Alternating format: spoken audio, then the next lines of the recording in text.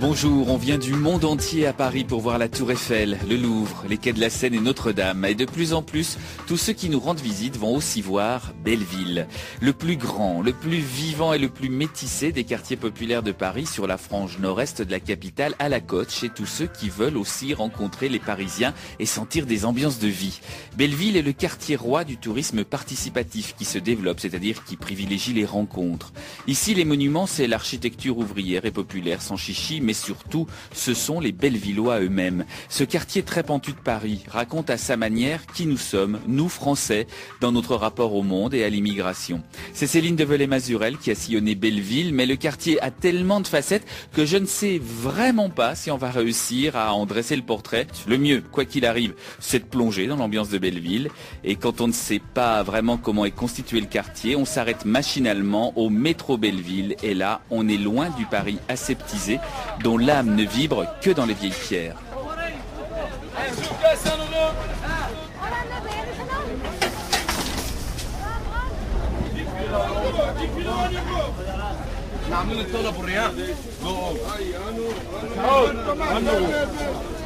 Alors là, Roselyne de Villanova, on est au marché de Belleville. Du bas Belleville. Tous les habitants de Belleville sont là, soit marchands, soit acheteurs.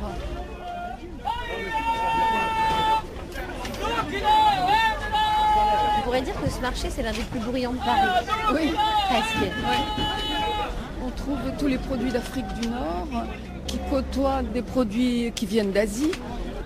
Belleville, c'est plus qu'un quartier, c'est une ville dans la ville, parce que ce serait comme si on pouvait dire autonome par rapport à la capitale dans laquelle le quartier se trouve, par rapport à Paris, quoi. Bon, il y a déjà toute l'histoire des luttes politiques et sociales qui continuent encore aujourd'hui sous une autre forme, mais il y a aussi tout l'aspect de la culture, bien sûr. Il y a les cultures ethniques. Alors ici, au marché de Belleville, on peut quand même croiser des hommes qui ont la kippa, des femmes voilées, des gens d'Afrique noire, des maghrébins. On perçoit vraiment à quel point ce quartier est un quartier de métissage et d'immigration. Oui, beaucoup plus que d'autres quartiers de Paris. Il y a un habitat populaire qui est resté, encore très présent. On le voit quand on se promène. Cette partie qu'on est en train de traverser, on voit une certaine pauvreté présente. Et en même temps une richesse aussi, c'est pas... Oui, Belleville nous rappelle qu'il faut dissocier complètement la pauvreté économique de l'absence de culture. Au contraire.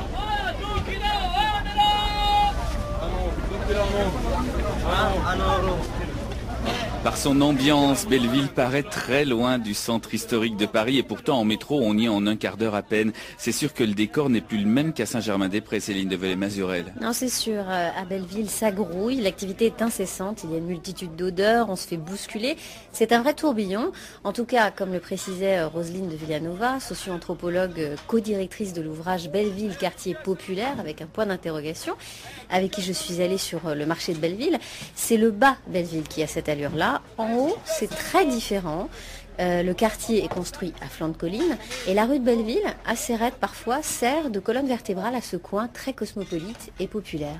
Et il faut monter cette rue de Belleville pour retrouver les origines du quartier. Si on garde comme point de repère le plan de métro, la station là s'appelle Jourdain. Et c'est là que j'ai retrouvé Angénique Agnero qui propose des visites participatives de Belleville. Ça s'appelle Paris par rue méconnue. Cette Ivoirienne est arrivée ici en 98 et elle s'est tout de suite sentie chez elle, comme adoptée. Ces visites permettent de rentrer dans l'intimité du quartier en allant dans les cours d'immeubles et aussi en croisant des figures locales, mais aussi de remonter aux origines. En fait, pour moi, Belleville commence ici. Alors, il faut savoir que tout le monde pense que Belleville, c'est un métro Belleville, et c'est pas vrai du tout. Sur cette place, par exemple, vous voyez, il y a une église, l'église Saint-Jean-Baptiste. Vous avez aussi, tout ça commence aux alentours, et vous avez l'ancienne mairie de Belleville qui est à côté. Donc, pour vous dire que jusqu'au temps jadis, vers les années 1725, sur une place d'un village, il y a toujours une église. Donc, l'église est là, et aussi l'administration, donc qui est l'ancienne mairie et tous les commerces. Belleville, c'était un village, en fait. C'était le hameau de Belleville. Il faut savoir qu'à Belleville, il y avait deux quartiers, deux villages. Donc, en fait, il y a le côté du 20e et du 19e arrondissement. Mais avant que ça ne soit divisé, vous avez carrément Ménilmontant. Aujourd'hui, quand on parle de Belleville, pour certaines personnes, Ménilmontant fait partie de Belleville, alors que ça n'a rien à voir. Ménilmontant, c'était aussi un autre hameau, et Belleville, c'était un autre hameau. La preuve en est jusqu'à aujourd'hui, il y a une question d'appartenance, en fait. Par exemple, quand je parle de Maurice Chevalier, certaines personnes disent, Maurice Chevalier, c'est un Minimuche, hein, c'est pas un Bellevillois. Et si je vais à Ménilmontant, que j'ai pas de Pierre, ah non, c'est une Bellevilloise, hein, c'est pas un Minimuche, hein. Vous voyez, il y a une question toujours d'appartenance. En fait, on veut vivre avec l'histoire du quartier dans lequel nous vivons, en fait.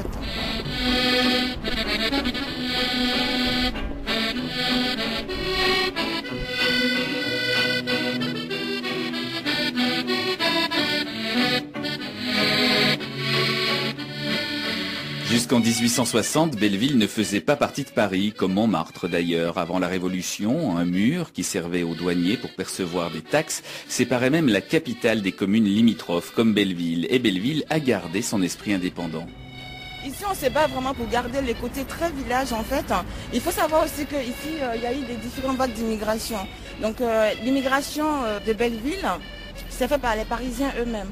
Lorsque Haussmann a commencé à construire dans les centres de Paris, il a chassé tous les pauvres qui se sont réfugiés sur la colline au bien centre qui est Belleville, en fait. Ensuite, dans les années 20, 30, 40 et 50, vous avez les différentes vagues d'immigration qui sont les Arméniens, Italiens, Polonais, Portugais, Grecs, qui se sont installés ici. Et la preuve en est, on appelle Belleville l'Empire du cuir, parce que la plupart des immigrés qui sont arrivés ici, surtout les Arméniens et les Italiens, sont venus à les savoir-faire qui était la maroquinerie.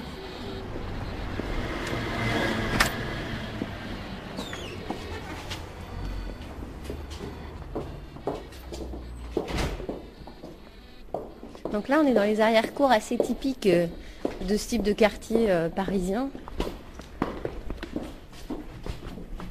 Là, on repasse un porche. Ah oui, effectivement, on arrive carrément sur une rue, en fait. Une petite ruelle. On n'imagine pas qu'à l'arrière des immeubles, il y a comme ça des petits quartiers, des petits... Ah oui, justement, normalement, c'est ça aussi là, ce qui est symbolique à Belleville. Donc, on décide maintenant de faire ce genre de maison. Et moi, je trouve que ça donne du charme, quoi. Ça reste aussi le côté village, et puis le côté, campagne aussi, que les gens adorent, quoi. Là, il y a des grands bambous, on peut se mettre à l'ombre, se poser dans le jardin. En plus, ils se connaissent souvent, ils font des petites fêtes ensemble, voilà. On met des chaises partout. On n'est pas du tout à Paris, hein. On entend les oiseaux, il y a des toutes petites maisons, des arbres partout, de la vigne.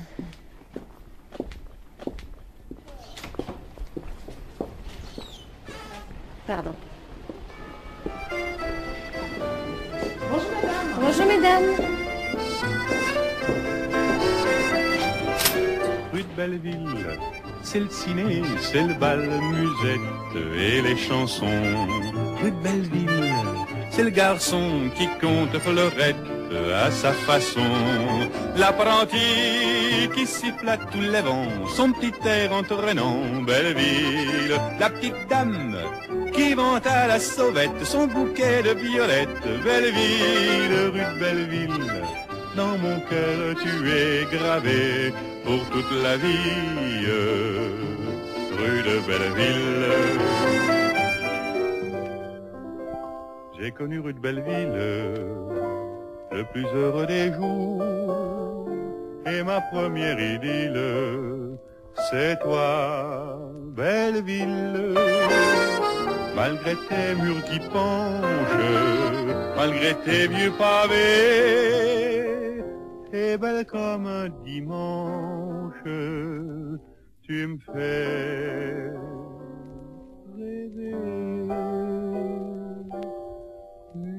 Belleville, dans mon cœur tu es gravé pour toute la vie. Rue de Belleville, rue de Belleville, c'est le ciné, c'est le bal, musette et les chansons.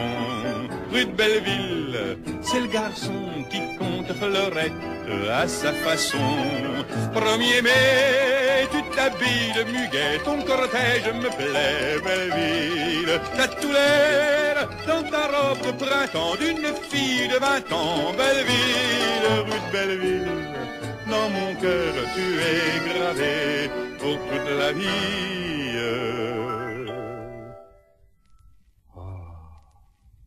Rue de Belleville.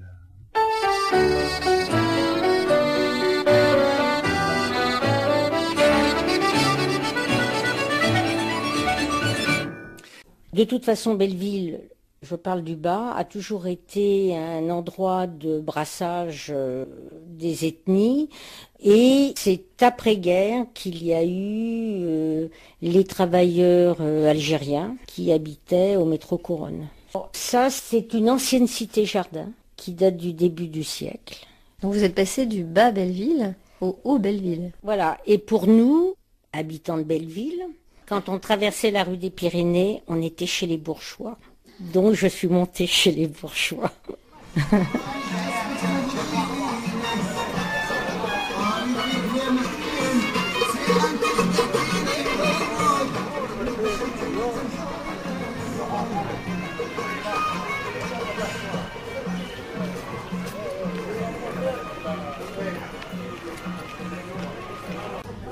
Alors vous êtes arrivé à quel âge rue Villain? Vous êtes né là-bas? J'avais 16 ans et demi. Là j'ai 63 et demi. Donc ça fait 47 ans que je suis à Belleville. Maintenant je suis à la retraite. Vous travaillez dans quoi? Dans la chaussure et après j'ai ouvert un magasin de cordonnerie. Belleville, on a grandi quoi. Mes enfants tous sont nés à Belleville. Ma première maison c'est Place des Fêtes. Vous, David, vous venez tous les jours ici prendre le café? Ça m'arrive parce que... Je croyais même que vous travailliez ici. Parce que vous êtes là tous les jours, je croyais que vous travailliez ici. Hamma, c'est moi qui faisais les grillades d'abord. Ah non, c'est pas mon métier, mais j'adore faire ça. Le patron, c'est un musulman, tu vois. On ne dit pas arabe parce que c'est un musulman. Et nous, on est des Tunisiens, juifs tunisiens. Mais on a vécu ensemble, c'est tout. Il n'y a pas de jeunes ici de la communauté juive tunisienne qui restent à Belleville? Ils veulent plus grandir ici. Mais c'est la vérité. Tout change. Il y aura d'autres générations. Ici, les cultures sont présentes partout. Avant, on revendiquait ici la culture ouvrière. Oui. Il y avait sur le quartier Couronne la maison des métallos. Aujourd'hui, Oui. c'est devenu un quartier qui presque aujourd'hui est musulman. En tout cas, il y a beaucoup d'échoppes, de librairies, de femmes très voilées, des mosquées aussi, des points de rendez-vous de la communauté musulmane. Donc il y a cette idée que la culture ne se cache pas. Elle se porte parfois en étendard, mais en tout cas, elle s'affiche. Oui, c'est vrai, et elle n'est pas objet de conflit. Parce qu'elle s'affiche à travers des activités, je crois. C'est ça que... Les gens commercent ensemble.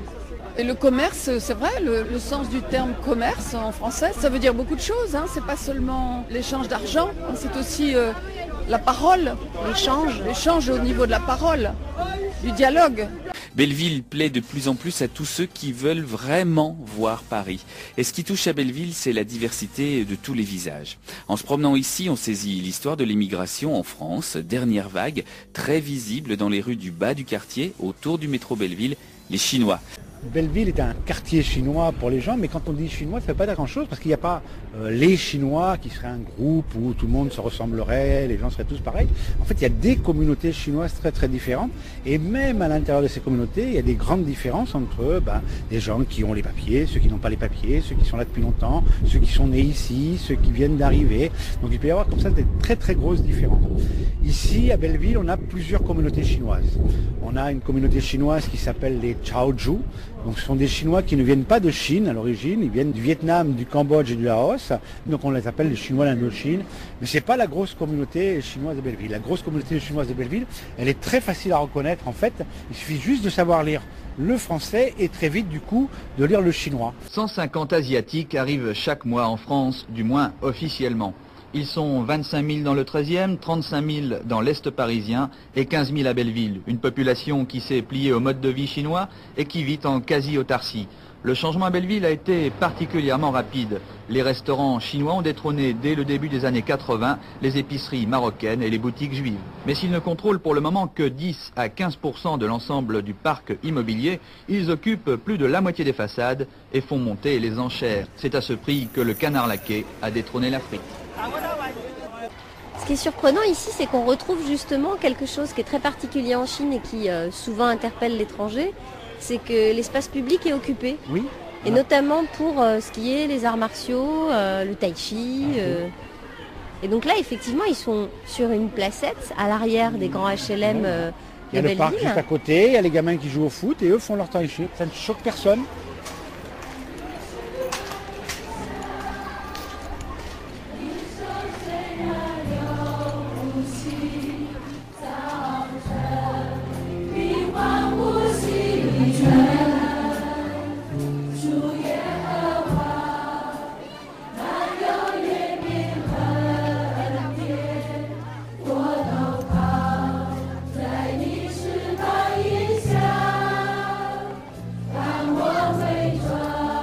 Vous venez de pousser une porte, Céline, et c'est encore un autre spectacle qui nous surprend. Oui, parce qu'à Belleville, il faut savoir se perdre dans les ruelles et au fond des cours.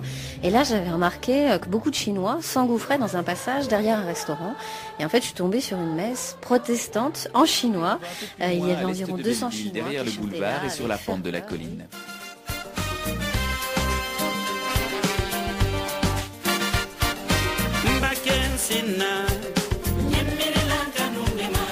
Sidi watiri kono Yemmirelanka nundema Lani avion kono Yemmirelanka nundema Maye nila kanunde ya gale mande Sherindi anamo Elena miri manyu weyala Elena kasi manyu weyala Nambuya bali kanunu mamfarala Juguya bali fududu mantinyena.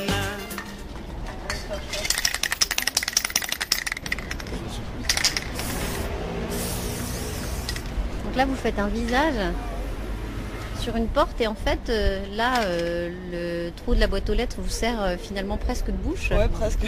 C'est un peu une coïncidence, mais on va essayer de l'intégrer dans le... On jouait avec la texture, le volume des murs ou le côté effrité. La rue est peut-être des seules rues de Paris où le graffiti, le street art, c'est vraiment une forme d'expression qui reste et qui est tolérée. Tous les pas de porte sont tagués, colorés, ça en va jusqu'au mobilier urbain. Il y a eu également des pots de fleurs qui ont été installés, tagués, personnalisés, avec des mosaïques. Ouais, les façades, il y a même des choses, des installations, c'est une jungle, comme on peut dire. Fertile. Fertile, ouais, apparemment, ouais. C'est quelque chose à part dans la ville. Et même, je crois que la rue des Noyers est à part dans Belleville. Voilà. C'est une œuvre d'art vivante, on peut dire, voilà. On est toujours à Belleville, côté 20e arrondissement de Paris, avec vous, Céline de Velay-Mazurel. Et maintenant, nous sommes rue des Noyers, juste derrière le boulevard de Belleville. Dans les années 2000, cette petite artère a été investie par des collectifs de squatteurs et des artistes de rue. Et ce sont eux qui lui ont donné sa nouvelle identité si marginale et étonnante. Alors, c'est de cette rue haute en couleurs qu'on va commencer maintenant un nouveau parcours dans le quartier, un parcours qui va nous mener vers les artistes. Ils sont très nombreux à vivre ici. Et le meilleur moyen de découvrir Belleville côté artiste, c'est de venir au mois de mai, au moment des journées portes ouvertes des ateliers d'artistes. 4 jours donc où toute une réalité et un foisonnement créatif, souvent caché au fond des cours, au calme, sont accessibles à tous. Ça existe depuis 1989, c'est un grand succès.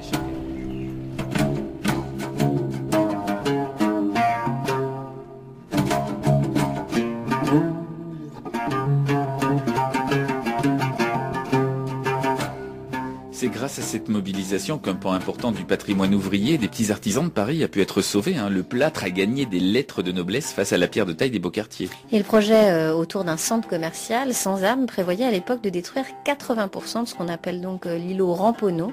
C'est un vaste quadrilatère de rues si typique du Paris des petites gens. C'est ce Paris donc qu'on découvre en allant d'atelier d'artistes en atelier d'artistes à l'occasion des journées portes ouvertes.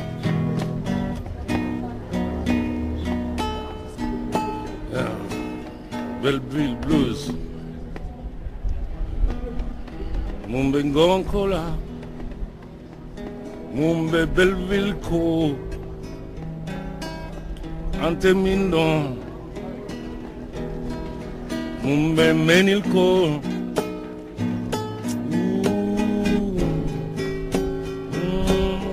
Ante Mindon.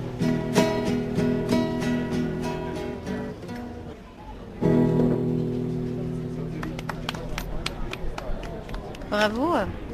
Merci. Et alors, qu'est-ce que ça veut dire, ces paroles, ce Belleville Blues? C'est pas au vieux singe qu'on apprend à faire la grimace. Et que, vu le temps qu'on a passé à Belleville, à Ménilmontant et tout, il est quand même difficile de nous dissimuler les choses. C'est un quartier qui reste un quartier populaire avec toutes les qualités d'un quartier populaire et aussi ses défauts. Mais ce qui fait qu'on aime Belleville, c'est justement parce que c'est un quartier populaire avec la richesse d'un quartier populaire. C'est-à-dire que la solidarité, c'est un mot qui existe encore. Ça veut dire que le voisin, on y fait attention. Il y a des petits cafés où les cafés sont encore à des prix abordables. Il y a des magasins où on peut acheter des choses pas chères. Il y a aussi des choses de briques et de broc. Ça reste un quartier où on se sent normal. C'est le mot à la mode, le mot normal en ce moment, mais justement, ça m'a fait beaucoup rire parce que oui, on se sent tout à fait normal. On s'aperçoit qu'on est des êtres humains, les uns à côté des autres, les uns comme les autres, pas mieux, pas pire que les autres, mais qu'on arrive, en faisant un tout petit peu attention à l'autre, à vivre ensemble. Et ça, c'est quand même extraordinaire. Alors après, il ne faut pas faire de Belleville un îlot extraordinaire où tout le monde serait magnifique. Non, non, il y a plein de problèmes à Belleville. Il y a de la délinquance à Belleville, il y a de l'insécurité à Belleville. Il y a Paris, il n'y a plus beaucoup de quartiers populaires. Et c'est peut-être un des seuls endroits qui ressemble à la banlieue, tout en étant dans Paris.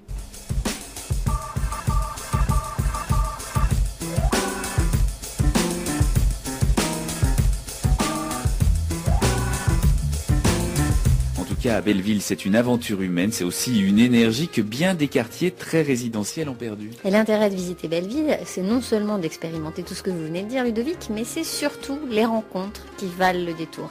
Si on prend le temps de s'asseoir, d'être ouvert, on va commencer à discuter, à rencontrer une multitude de gens au parcours atypique.